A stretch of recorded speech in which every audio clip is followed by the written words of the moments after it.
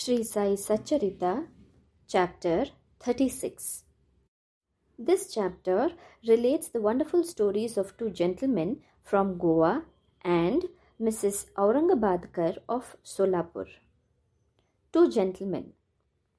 Once, two gentlemen came from Goa for taking darshan of Sai Baba and prostrated themselves before him.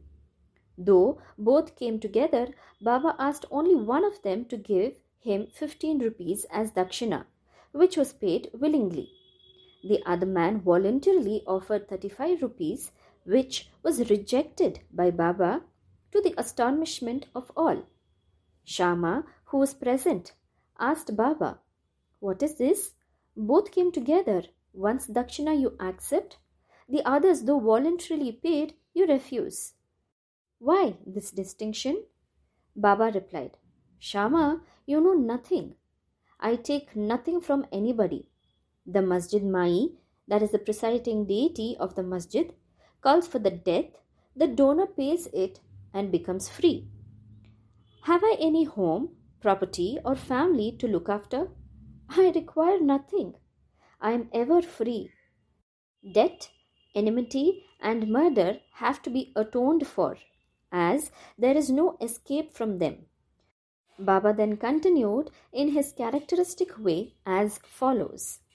At first he was poor and took a vow to his God that he would pay his first month's salary if he got a job. He got one for 15 rupees per month. Then he steadily got promotions. From 15 rupees he got 30, 60, 100, 200 and ultimately 700 rupees per month. But in his prosperity he forgot completely the vow he took. The force of his karma has driven him here, and I ask that amount from him as dakshina. Another story. While wandering by the seaside, I came to a huge mansion and sat on its veranda. The Brahmin owner gave me a good reception and fed me sumptuously. He showed me a neat and clean place near a cupboard for sleeping. I slept there. While I was sound asleep, the man removed a laterite slab and broke the wall, crept in and scissored off all the money from my pocket. When I woke up, I found that 30,000 rupees were stolen. I was greatly distressed and sat weeping and mourning. The money was in currency notes, and I thought that the Brahmin had stolen it. I lost all interest in food and drink and sat for a fortnight on the veranda, bemoaning my loss. After the fortnight was over, a passing fakir saw me crying and made enquiries regarding the cause of my sorrow. I told him everything. He said, "If you act according to my bidding, you will recover your money. Go to a fakir, I shall give his whereabouts, surrender yourselves to him. He will get your money back. In the meanwhile, give up your favorite food till you recover your money." I followed the fakir's advice and got my money. Then went to the seashore where a steamer was standing, but I could not get into it as it was overcrowded. There a good-natured peon interceded for me and I got in quickly. That brought me to another shore from where I caught a train and came to the Masjid Mai. The story finished and Baba asked Shama to take the guests and arrange for their feeding. Then Shama took them home and fed them. At dinner, Shama said to the guests that Baba's story was rather mysterious, as Baba had never gone to the seaside, never had any money, never travelled, never lost any money, and never recovered it, and inquired from them whether they understood it and caught its significance. The guests were deeply moved and were shedding tears. In a choked voice, they said that Baba was omniscient, infinite, the Supreme One, without a second. The story he gave out is exactly our story. What he spoke has already taken place in our case. How he knew this is a wonder of wonders. We shall give all the details after the meals. Then After the meals, while they were chewing betel leaves, the guests began to tell their stories. One of them said, "A hill station on the Ghats is my native place.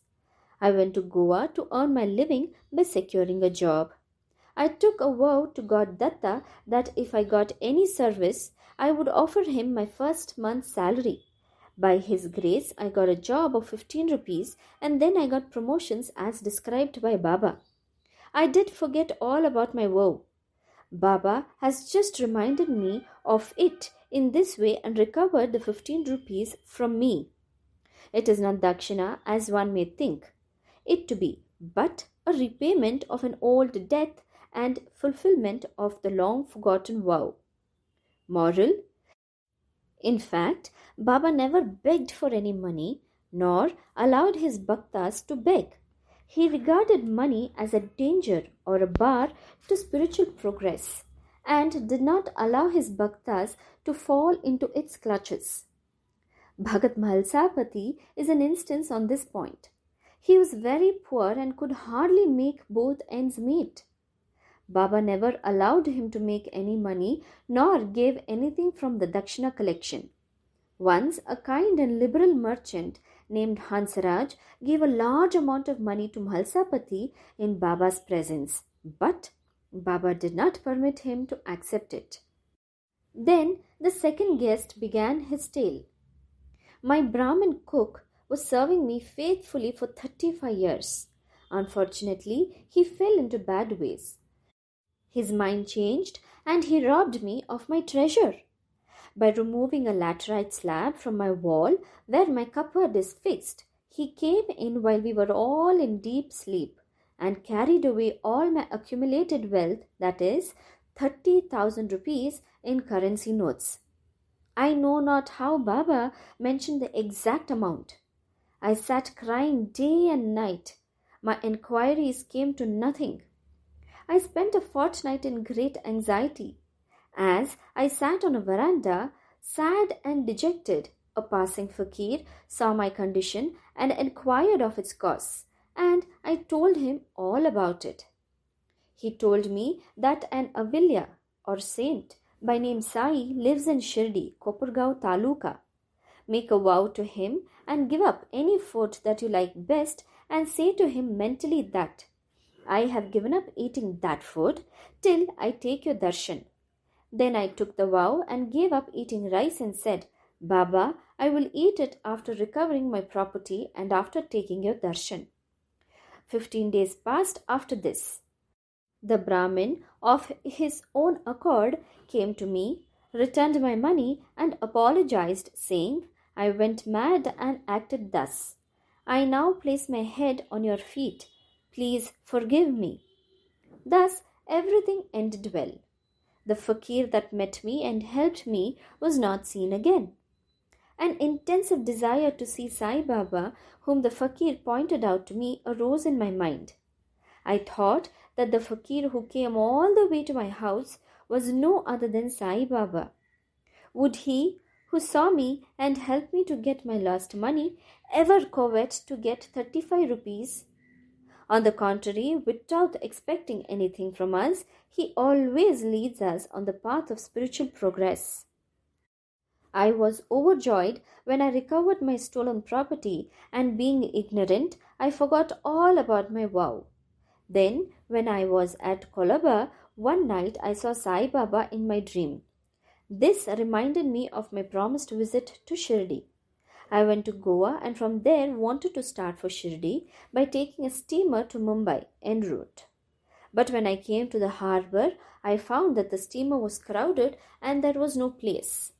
The captain did not allow me, but on the intercession of a peon, who was a stranger to me, I was allowed to get into the steamer which brought me to Mumbai.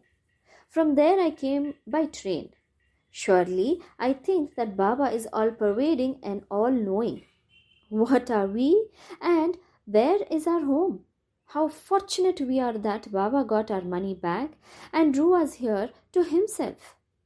Shirdi folks must be infinitely superior and more fortunate than we, for Baba has played, laughed, talked and lived with you for so many years. I think that your store of good merits must be infinite. Sai is our Datta. He gave me a seat in the steamer and brought me here, and thus gave proof of his omniscience and omnipotence. Mrs. Aurangabadkar. A lady from Sholapur, the wife of Sakaram Aurangabadkar, had no issue during the long period of 27 years. She had made a number of vows to gods and goddesses for an issue, but was not successful. She then became almost helpless. To make a last attempt in this matter, she came to Shirdi with her stepson Vishwanath and stayed there for 2 months, serving Baba. Whenever she went to the masjid, she found that Baba was surrounded by devotees. She wanted to see Baba alone, fall at his feet and open her heart and pray for an issue. But she did not get any suitable opportunity. Ultimately, she requested Shama to intercede with Baba for her when he was alone. Shama said to her that Baba's darbar was open. Still, he would try for her and that the Lord might bless her. He asked her to sit ready with a coconut and joss sticks in the open courtyard at the time of Baba's meals, and that when he beckoned to her, she should come up. One day after dinner, when Shama was wiping Baba's wet hands with a towel, the latter pinched Shama's cheek. Shama, feeling anger, said, "Deva, is it proper for you to pinch me like this? We don't want such a mischievous God who pinches us thus. Are we your dependents? Is this the fruit of our intimacy?" Baba replied, "Oh Shama, during the 72 generations that you were with me, I never pinched you till now, and now you resent me touching you?" Shama replied, "I want a God who will always love us and gives us new dishes to eat. We do not want any reward from you or heaven, etc. Let our faith unto your feet be ever awake." Baba: "Yes, I have indeed come for that. I have been feeding and nursing you and have got love and affection for you." Then Baba went up and took his seat. Shama beckoned to the lady. She came up, bowed down and presented the coconut and joss sticks. Baba shook the coconut, which was dry. The kernel within rolled and made a noise. Baba said, "Shama, this is rolling. See what it says?" Shama: "The woman prays that a child should similarly roll in her womb. So please give her the coconut with your blessing." Baba: "Will the coconut give her any issue? How foolish people are to fancy such things." Shama: "I know the power of your words and blessings. Your word will give her a series of children. You are wrangling and not giving real blessing." The parley went on for a while. Baba repeatedly ordered to break the coconut and Shama pleaded for the gift of the entire fruit to the lady. Finally, Baba yielded and said, "She will have an issue." "When?" asked Shama. "In 12 months, was the reply. At this, the coconut was broken into 2 parts. One was eaten by the 2. The other was given to the lady. Then Shama turned up to the lady and said, "Dear lady, you are a witness to my words. If within 12 months you do not get any issue, I will break a coconut against this Deva's head and drive him out of this masjid. If I fail in this, I will not call myself Madhav. You will soon realize what I say." She delivered a son in a year's time, and the son was brought to Baba in the 5th month. The couple, both husband and wife, prostrated themselves before Baba, and the grateful father, Mr. Aurangabadkar, paid a sum of 500 rupees, which was spent in constructing a shed for Baba's horse, Shyam Karna. Om Sai Ram.